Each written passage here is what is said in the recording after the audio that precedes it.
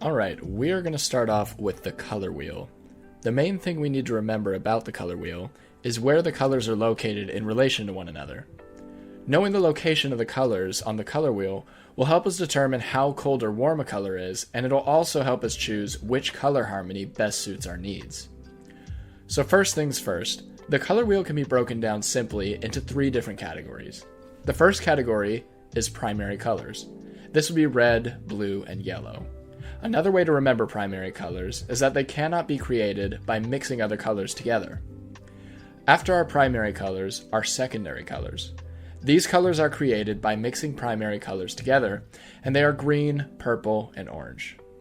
What follows after that are known as tertiary colors, and these are made by combining primary and secondary colors together. This is basically the Newtonian approach to color as developed by Isaac Newton in the early 1700s, and this is what I'll be focusing on throughout this video. Now that we are familiar with the color wheel, I'd like to focus on the nature of color itself. There are three attributes that affect color. The first is hue. Hue is the character of the color, meaning red, blue, yellow, etc. The second is value, or brightness. This is how light or dark a color is. And the final attribute is saturation, or chroma. This is how vibrant a color is. The lower the saturation, the closer to gray the color is. One thing you have to keep in mind is that colors do not exist in a vacuum.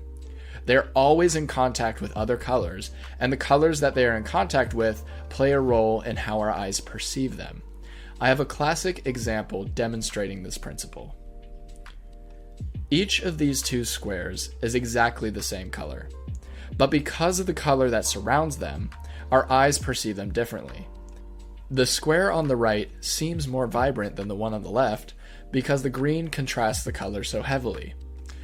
I also have the same example, but this time on a gray background, to show you that the value that surrounds a color also affects the way we perceive it. Color can be used in a variety of ways, and some ways have been shown to be more visually appealing. These are known as color harmonies. There are 6 color harmonies I'd like to focus on: complementary, split complementary, analogous, triadic, tetradic, and square. Complementary color schemes pit two colors on opposite sides of the color wheel against one another to draw a lot of attention. The colors have a maximum contrast to one another, which draws our eye to important details within a composition. A split complementary scheme uses the same tactics, but is slightly less jarring, as the two colors on the opposite side aren't a maximum contrast to the color they are complementing. An analogous color harmony is really useful in creating a cohesive scene. Since the colors in an analogous scheme are all right next to each other, they tend to work really well together in a unifying way.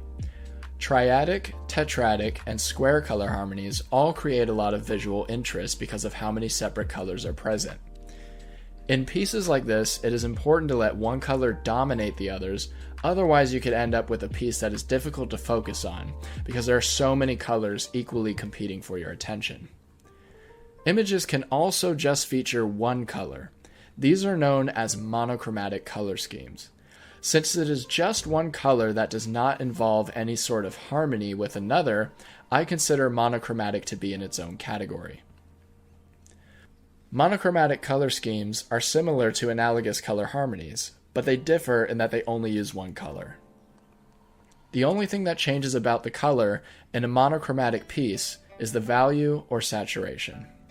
Now, I mentioned before that there are 3 attributes that define a color: hue, saturation, and value. But that's not the whole story. There are 2 additional ways we can describe color. Aside from what I previously mentioned, color can either be warm or cool. Warm colors will be closer to reds and yellows, and cool colors will tend to be closer to blues and purples.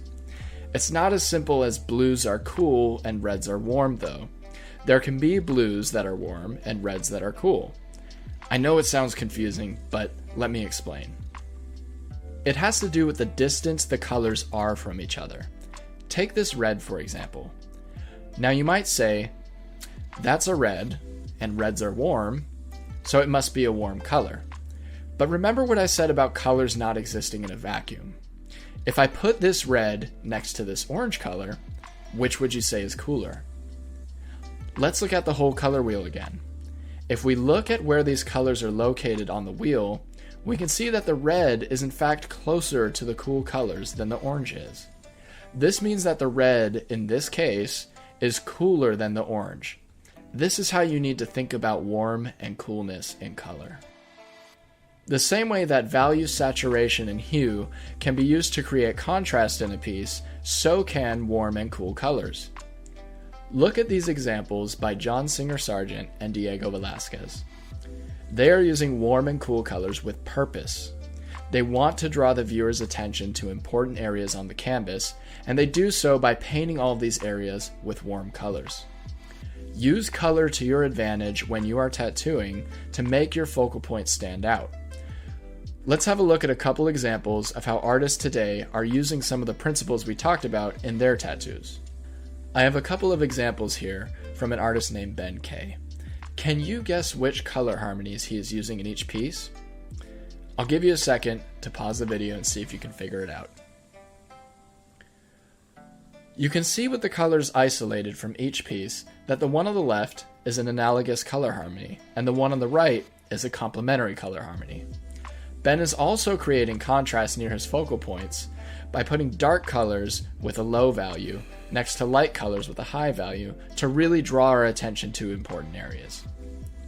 I hope that this has helped you get a better understanding of some of the basics of color theory and how you can apply them in your craft. If you have any questions or things you'd like to add, please leave them in the comments below and I'll have a look. Thanks for watching.